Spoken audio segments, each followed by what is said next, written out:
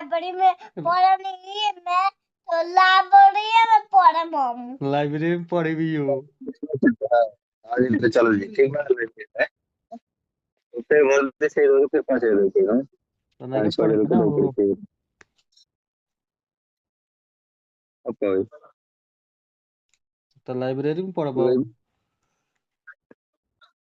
Coaching ना करबो।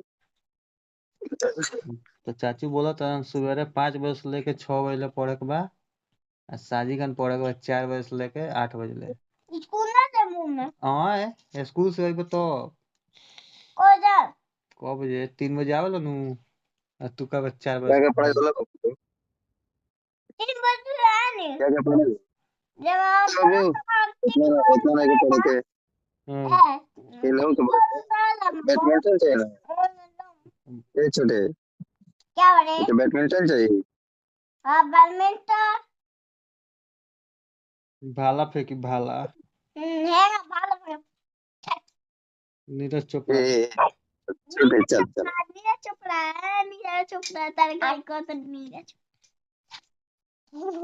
और मैं बेल्ट से